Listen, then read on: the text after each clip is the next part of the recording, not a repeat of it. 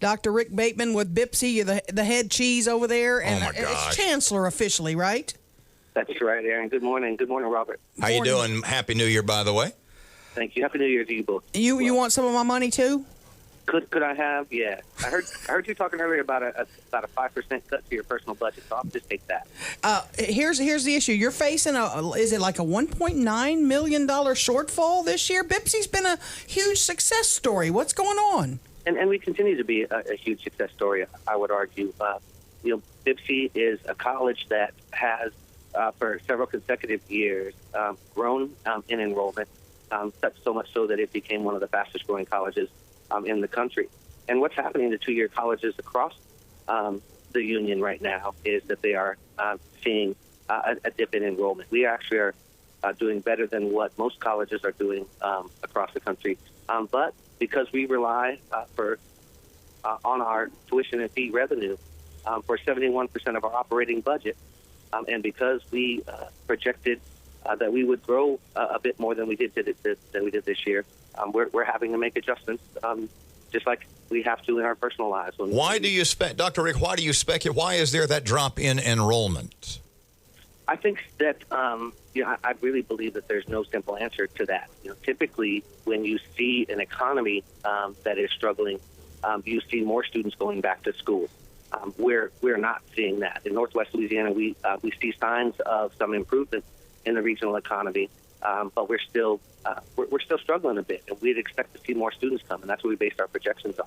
But so what's the plan? So I believe that part of the response to that question is that we've got to be careful. We've got to be real careful about what we charge by way of tuition and fees to students. We've got to be careful not to price ourselves out of the market.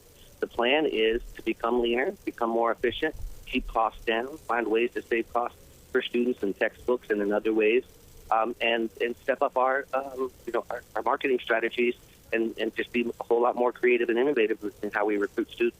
What are you going to do to address the budget? I've heard there may be some outsourcing of some services. What's on your menu? We've come up with a multi-step plan, and the three most significant steps of that 10-step plan are we are outsourcing custodial services that will begin February the 1st. We'll be able to save a significant sum by moving in that direction. We're also transitioning a van pool service that the college has offered for some years to a private supported solution. So private dollars, our foundation has really stepped in and looking to keep that program going.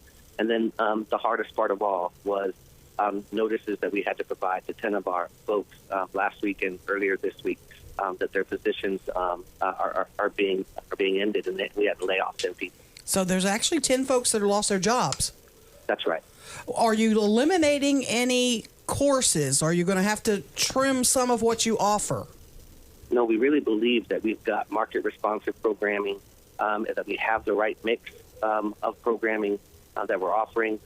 We're not having a direct impact on instruction. What we've done is to be able to become a whole lot leaner in the way that we provide supportive services to students and the way in which we support ourselves with the faculty and staff and some of the things some of the services we provide. We also want to ask you, what was the state cut to you? Does that play some sort of a role in this? The decrease in TOPS funding, fewer kids want to enroll because they have to foot more of the bill. That had to play a little bit of a role, correct?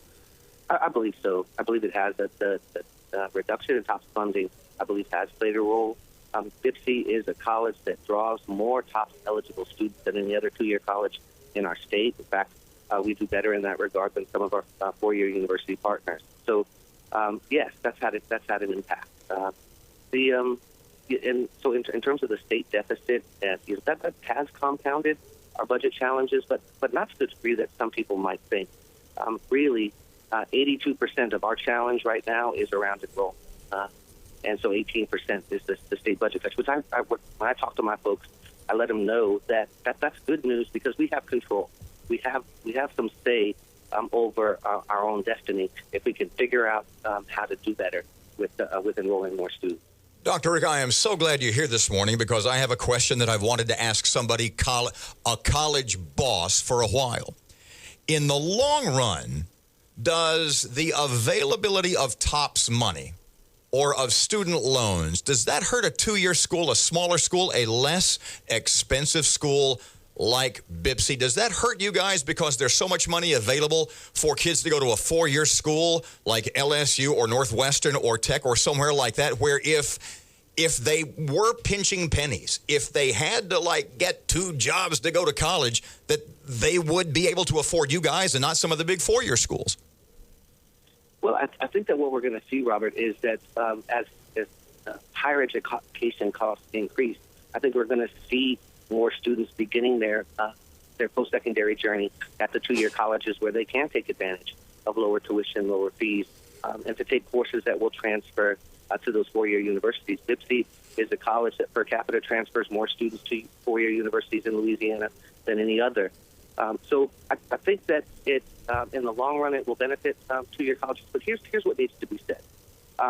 Who it hurts the most are those folks that don't have those options.